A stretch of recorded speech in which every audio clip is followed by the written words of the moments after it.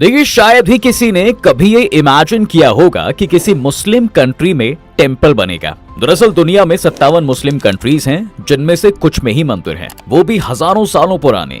अब हमारे दो मुस्लिम पड़ोसी देशों का ही एग्जाम्पल ले लीजिए, पाकिस्तान और बांग्लादेश, जिनमें कई मंदिर को तो डिमोलिश किया जा चुका है। जी हाँ, जबकि कई जर्जर कंडीशंस में है। लेकिन एशिया के Muslim majority region Middle East में एक ऐसी कंट्री भी है जो इनकी बातों को दरकिनार करते हुए अपने यहाँ पर एक टेम्पल बना रहा है, जिसे यहाँ की गवर्नमेंट और BAPS नाम की संस्था मिलकर बना रही है। लगभग 5 साल बाद ये मंदिर अब बनकर पूरा हो चुका है, जिसका इनॉग्रेशन भारत के प्राइम मिनिस्टर नरेंद्र मोदी 14 फरवरी 2024 को करने वाले हैं। लेकिन ऐसे में सवाल ये उठता है कि भाई BAPS है क्या? ये मंदिर किस मुस्लिम देश में बन रहा है? इससे भारत और इस देश के रिश्तों पर क्या असर पड़ेगा?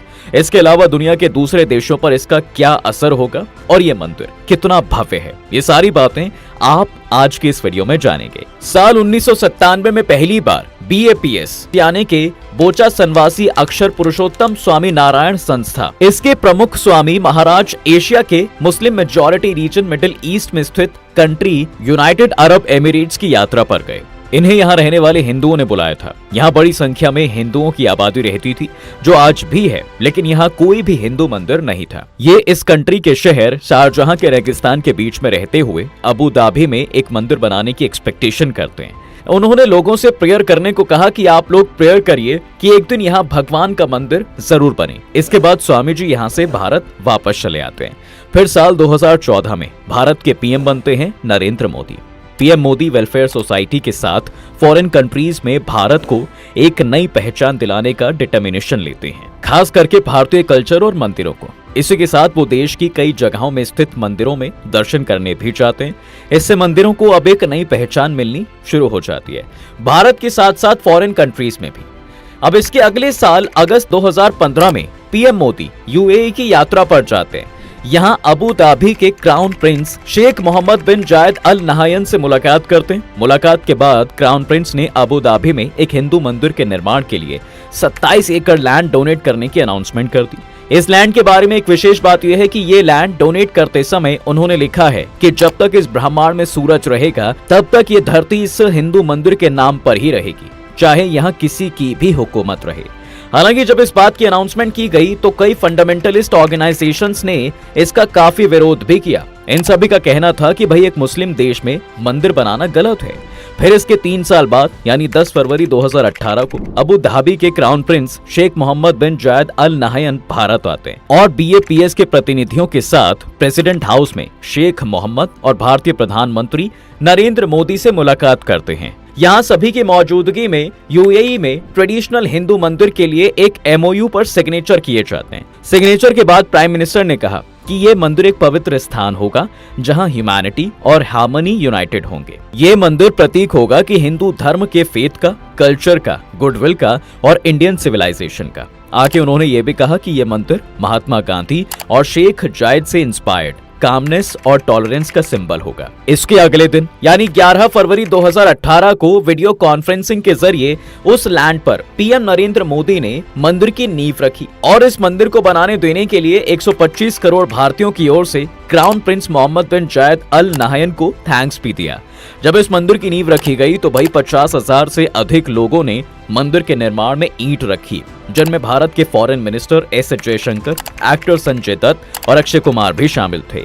इसका निर्माण कार्य अगले ही साल दिसंबर 2019 में शुरू हो गया। अबू धाबी में अब करीब 5 साल बाद 2024 में यह मंदिर लगभग बनकर तैयार हो गया है। इसे बनाने वाली संस्था BAPS की ओर से 14 फरवरी 2024 को मंदिर के प्राण प्रतिष्ठा महोत्सव और इनॉग्रेशन भी किया जा रहा है।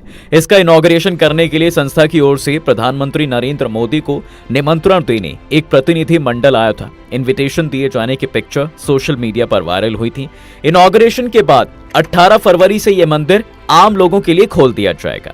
अब यह भी एक संयोग ही है दोस्तों कि एक तरफ लंबे इंतजार के बाद भारत में राम मंदिर आम जनता के लिए खुलेगा, दूसरी ओर एक मुस्लिम देश में जहां लाखों की संख्या में हिंदू रहते हैं, वहां आस्था के सबसे बड़े मंदिर के दरवाजे भारतीयों के लिए खुलेंगे। ये भारतीयों के लिए दोहरी खुशी है। खैर, आगे की कहानी पर आने से पहले आपको बता दें कि रामलला अपने घर पधार चुके हैं, तो इसी खुशी में 4 चांद लगाने के लिए आर्टेरियम लाया है अयोध्या मंदिर का ही हूबहू नक्काशी वाला प्रतिरूप।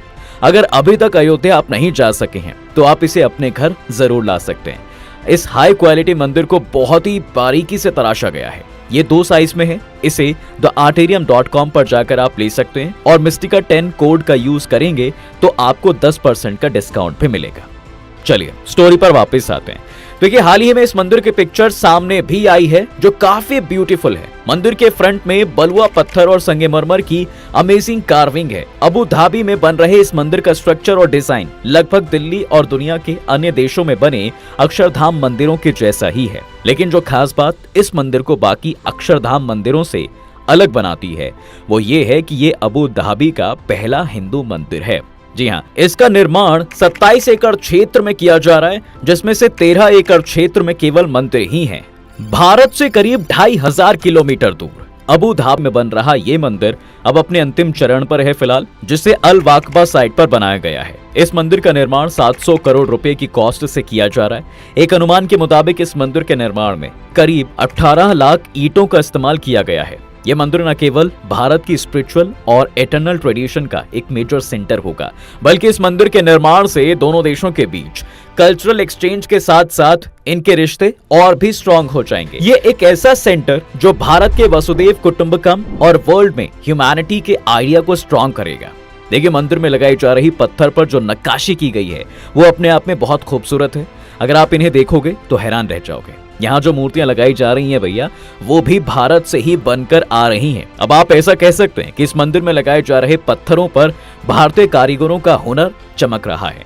भारतीय कारीगरों ने जिस तरह से मंदिर की दीवारों और खंभों को अपने हाथों से उकेरा है वो देखने लायक है। ये नक्काशी आपको हर अलग अलग मुद्रा में दिखेगी। कार्विंग के रूप में ही यहाँ की दीवारों पर पवित्र हिंदू स्क्रिप्चर्स की स्टोरी बनाई गई है। तो राजस्थान और गुजरात के आर्टिजन ने किया है। मंदिर के निर्माण में सफेद संगमरमर और गुलाबी बलुआ पत्थर का उपयोग किया गया है, जिसे राजस्थान के मकराना से अबू धाबी भेजा गया था। ये हमारे देश के कल्चर, हमारे हिस्ट्री और हमारे लिए एक गर्व की बात है। वैसे आपको बता दें कि इस मंदिर की लंबाई 262 फीट, विड्थ 180 फीट और हाइट 108 फीट है। मंदिर में 410 स्तंभ हैं और 12 पिरामिडिकल शिखर हैं। इस पर 7 तीव्रता तक के अर्थक्वेक का कोई भी असर नहीं होगा। साथ ही संयुक्त अरब अमीरात के 7 अमीरातों का रिप्रेजेंटेशन करने वाले 7 पिनाकल भी हैं। मंदिर के इंटीरियर पार्ट के निर्माण में 40,000 क्यूबिक फीट मार्बल और 180,000 क्यूबिक फीट सैंडस्टोन का यूज किया गया है। मंदिर में 2 ग्रैंड डोम भी बनाए गए हैं, जिन्हें डोम ऑफ हार्मनी और डोम ऑफ पीस कहा गया है। इस मंदिर के निर्माण में किसी भी स्टील या कंक्रीट का यूज नहीं किया गया है। इस कारण इस मंदिर की एज लगभग 1000 वर्ष बताई जा रही है। इसे बहुत ही मॉडर्न स्टाइल में डिजाइन किया गया है, लेकिन इसका निर्माण एंशिएंट हिंदू आर्ट और वैदिक आर्किटेक्चर के अनुसार ही किया गया है। एंशिएंट आर्ट और मॉडर्न आर्किटेक्चर के कॉम्बिनेशन से बने इस मंदिर की कार्विंग अनमैच्ड है। कहा तो ये भी जा रहा है कि भाई जैसे ही कोई इस मंदिर में एंटर करेगा तो उसे सबसे पहले 7 एमिरेट्स की सैंड से बने टीले के स्ट्रक्चर दिखाई देंगे, जो एक्सट्रीमली चार्मिंग है और हर किसी का ध्यान अपनी ओर खींचती है। मंदिर के बाहरी हिस्से में 96 घंटियां लगाई गई हैं। मंदिर के साथ साथ एक ब्यूटीफुल गार्डन और पॉन्ड का भी निर्माण किया जा रहा है। टेंपल कॉम्प्लेक्स में एक visitor centre, library, prayer room, community centre, बच्चों के लिए प्लेग्राउंड, गिफ्ट शॉप्स और साथ ही एक फूड कोर्ट भी है। यहाँ 5000 लोगों की क्षमता वाले 2 कम्युनिटी हॉल्स भी हैं। कहा यह जा रहा है दोस्तों कि यहाँ जो तालाब बनाया गया है उसकी सीढ़ियां इस तरह से बनाई गई हैं कि जैसे काशी की हैं। मंदिर के साथ साथ एक बहुत ही आकर्षक नहर भी बनाई गई है, जो पवित्र भारतीय नदियों गंगा, यमुना और सरस्वती की तरह ही है। इसमें इन्हीं 3 नदियों का जल डाला भी गया है। अब देखिए इस देश में पूरे साल गर्मी रहती है, इसलिए इस मंदिर के फर्श का कंस्ट्रक्शन मॉडर्न टेक्नोलॉजी से किया गया है, ताकि लोगों को फ्लोर पर नंगे पैर चलने में कोई प्रॉब्लम ना हो। इस मंदिर में स्वामी नारायण, राम, सीता, कृष्ण के अलावा लगभग सभी हिंदू देवी देवताओं की मूर्तियों को लगाया जाएगा। इसमें जो 7 शिखर बनाए गए हैं उसी के नीचे देवताओं को रखा जाएगा।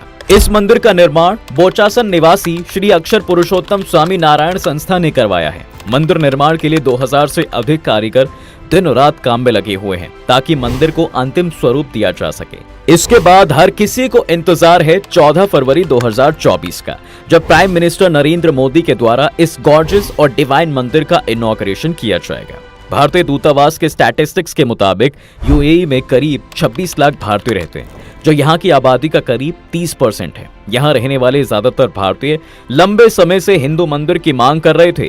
इस हिंदू मंदिर के खुलने के बाद यहाँ रहने वाले भारतीयों को अपनी जड़ों से जुड़े रहने का मौका भी मिलेगा। बोचा संवासी अक्षर पुरुषोत्तम स्वामीनारायण संस्था स्वामीनारायण संप्रदाय के अंतर्गत एक हिंदू संप्रदाय है, जिनके अनुयायी भगवान स्वामीनारायण को पर ब्रह्म मानकर उनकी पूजा करते हैं। इसकी स्थापना 1905 में यज्ञ पुरुष दास ने की थी, इस विश्वास के बाद कि भगवान स्वामीनारायण गुरुओं की एक वंशावली के माध्यम से पृथ्वी पर मौजूद रहे, जिसकी शुरुआत गुणातीत आनंद स्वामी से हुई थी। फिलहाल आज का ये वीडियो आपको कैसा लगा हमें नीचे कमेंट सेक्शन में जरूर बताएं। अगर आपको वीडियो पसंद आया है तो इसे लाइक और शेयर कर दें, और अगर आप इस चैनल पर नए हैं तो कृपया इस चैनल को सब्सक्राइब जरूर करें और ऑल नोटिफिकेशंस को ऑन कर लें, ताकि आपको हमारे आने वाले सभी वीडियो मिल सकें। मिलते हैं फिर से एक नए वीडियो में एक नए टॉपिक के साथ। तब तक के लिए नमस्कार।